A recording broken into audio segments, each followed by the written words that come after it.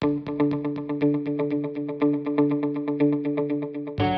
and welcome to Tech This Week. The week saw a recurring mix of themes with IPOs, mega fundraisers, unicorns, multiple unicorns, and other growth plans among this world of technology businesses in India. Among those was Mumbai-based Miko, which raised $28 million in a Series B round of funding. And more about this robotics firm which works on building emotive products on the other side of the episode, where we catch up with founder and CEO Srinivas Swami. My name is Supriya Roy, and let's take a look at the other top headlines of the week. First up, Mumbai headquartered Eruditus, which operates upskilling platform, has been valued at $3.2 billion in a growth round of funding dubbed as Series E, led by Axel and SoftBank, which makes it the fourth edtech unicorn from India. The $650 million funding fundraise, which had a mix of primary and secondary components, has seen the valuation of the company quadruple from its previous fundraise in August 2020. 2 days ago to that, there was also Neblio Technologies run cryptocurrency exchange CoinDCX, which achieved the elite status of India's first crypto unicorn on Tuesday. The startup said it raised $90 million in a Series C round of funding, valuing it over $1.1 billion. It takes the total funding raised by the startup to $110 million. Keeping in line, there was also Verse Innovation, which operates local language news aggregators Daily Hunt and short-form video app Josh, which has now reached a valuation of nearly $3 billion after it secured $450 million as part of its new growth round of funding dubbed a Series I in a funding led by global investors. And to wrap up on that fundraising segment, we also had Dream Sports, which owns online fantasy sports firm Dream11, which made an initial allocation of $250 million for its corporate venture arm Dream Capital to invest in sports, gaming, and fitness tech startups. The Evergreen Fund will be financed from the balance sheet of Dream Sports, which also operates sports streaming and e-commerce platform FanCode, sports experiences platform DreamSetGo, and payment platform DreamPay. Dev Bajaj, who is the managing director of Dream Capital, told us in an interview. He also added that the fund is stage agnostic and will back startups right from early to late stage, and in that Dream Sports will also look to increase the corporate size of the fund in the future. Shifting gears to the IPO side of businesses, among its last few moves is a private company, 197 Communications, which is the parent arm of the digital payments platform Paytm, has sought for shareholder approval to increase its employee stock option pool or ESOP pool to about 6.1 crore options from the existing 2.4 crores. Now this and many other decisions, I'm sure, will be decided on the extraordinary general meeting or the EGM of board members that's been scheduled for September 2nd. Because close on the heels was also this Reuters report, which said that the $2.2 billion IPO is facing an unusual hurdle. And unusual it is because a 31-year-old former director has urged the Indian market regulator, which is SEBI, to stall the offering, alleging that he is a co-founder of the firm and that decades ago he invested about $27,500 but never got his shares. Now, according to these legal documents reviewed by Reuters, Paytm says that the claim of this gentleman called Ashok Kumar Saxena and allegations of fraud in a police complaint in New Delhi are mischievous attempts to harass him. And Saxena in turn denied these claims, saying that Paytm had a high-profile position, which meant that a private individual like him is not in a position to harass the company. So for now, Reuters reported that Saxena has approached the SEBI board, the Security and Exchange Board of India, and to stall the IPO, arguing that investors could lose money if his claim proved right, according to a previously unreported complaint seen by Reuters. I'm sure we'll see more on that in the weeks to come. But moving on to the next IPO this week, there was also La Travenews Technology, which is the parent holding of travel platform Ixigo, having filed its draft red herring prospectus with the SEBI for its IPO.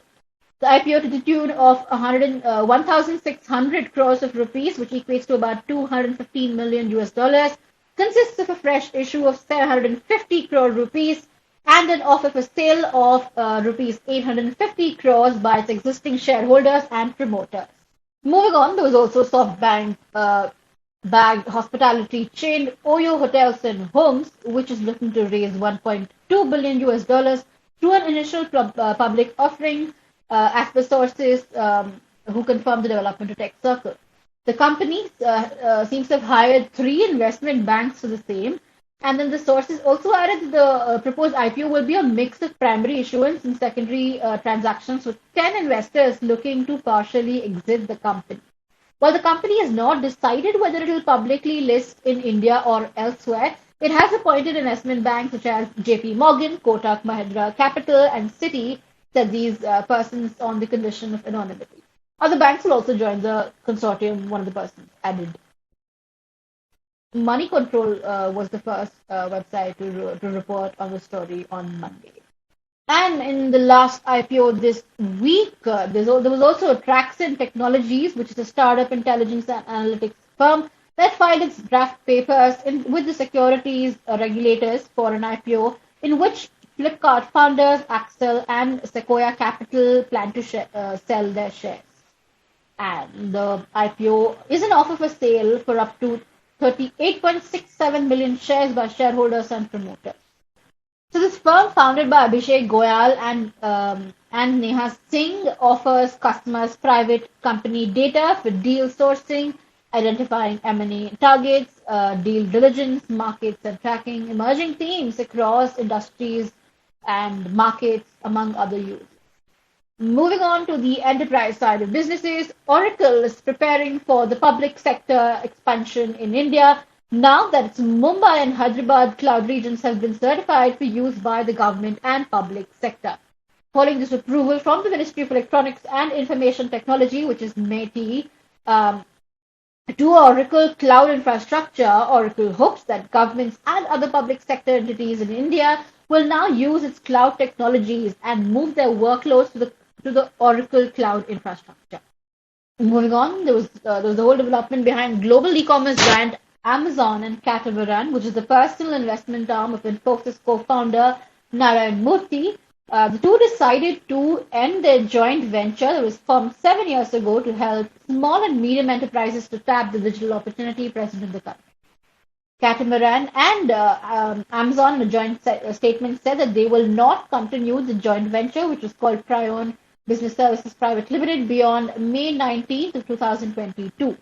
Of course, the statement did not specify why the JV was being ended, even as both the parties expressed how successful the partnership was. There was also the RBSA report, which said that artificial intelligence is set to contribute as much as 90 billion US dollars in the Indian economy by 2025. According to the global valuation and transaction advisory firm, which is RBSA Advisors, the shift in ways of working during the COVID-19 pandemic has significantly accelerated the demand for artificial intelligence. It said that Indian organizations' use for machine intelligence has increased by 45%, while major economies like the United States, Britain, Japan have seen the adoption surge by as much as 35%, 23%, and 28% in the same order. And in India, the BFSI segment, which is the banking, financial services, and insurance sector, is said to have led the shift to this to artificial intelligence, primarily due to increased penetration of digital banking, making up to 20% of all adoption witnessed in 2020. Added the report. More on that, check it out on techcircle.in. But for now, we move on to the guest segment of Tech this week.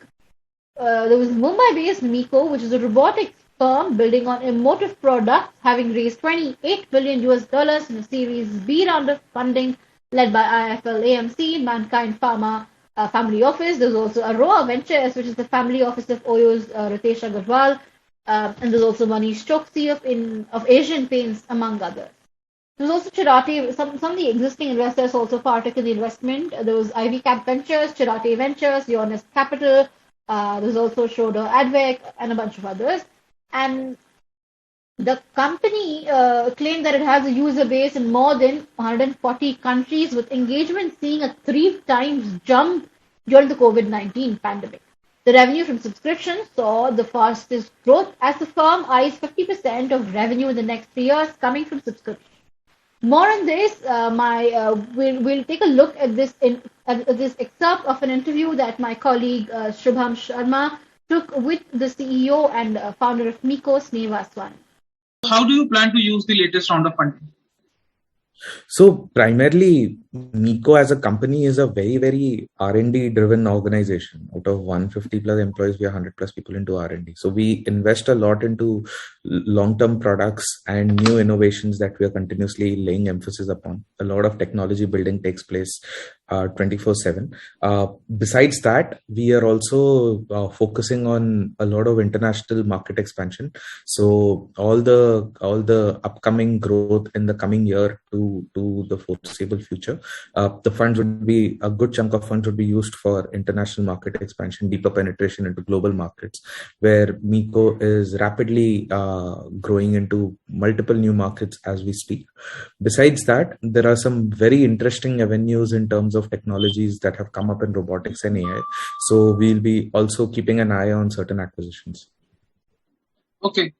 So the company is on track to register 500% year-on-year revenue growth. What are the factors contributing to this? So primarily, if you see how the market globally is, while there have been multiple waves of coronavirus, at least a lot of consumer markets we've seen 1 year of consumption patterns across global markets when it was grappling with the COVID wave. Now with a lot of populations getting vaccinated and the world gradually emerging out of the coronavirus grip, we see that the sudden in those markets where COVID completely came to a standstill, there was a huge jump in consumption immediately after that. And looking at that, a lot of our channel partners who've been extremely bullish about their respective countries have come forward and we see that forecast of demand from them to cater to their respective markets to ensure. So year one for most companies was basically, in fact, startups was to wait and observe how the market reacts, whether people are shopping, whether people go for such products. For our category, where kids are still at home, many countries' schools have started up. We see a massive demand from parents where they need such devices to engage their kids in a healthy manner, in a great manner. So with parents realizing that fact, and at the same time, the world is not completely out of COVID and not completely too deep into COVID also. So we see the resultant impact in our demand from what we are facing from all channel partners. So what's the roadmap for the product, Miko? How do you plan to make the report better for kids? So primarily what we've done right now is we've opened up the platform and we've allowed any company who's created any form of content to kids be able to publish their content on Miko. So we're adding 4-5 new apps every month. There are the use case, the agenda being that when you buy a Miko and what you experience on day one and what you experience on day 365 or a year after purchase will be radically different because the product and the platform is ever evolving. Today, if you can do 60 things with Miko, 12 months down the line, you'll be able to do 100 things with Miko because of its ever-evolving platform nature. So we're looking at a bunch of partnerships, global content partnerships on Miko, and we'll be making announcements for that also. So the platform play is going to be key for us in terms of content aggregation and getting content on the platform for kids. And that is something that we are super excited about. Besides that, there are successive product development cycles that keep on happening. Miko 3, 4, 5 efforts for those keep starting years in advance. So therefore, those are the hardware upgrades are separate. Software upgrades happen almost every 15 days. Thanks, Nate. Thanks, Shubham, for your time on that. And with that, it's a wrap on this episode of Tech This Week. Stay tuned. Log in to techcircle.in for more news and updates.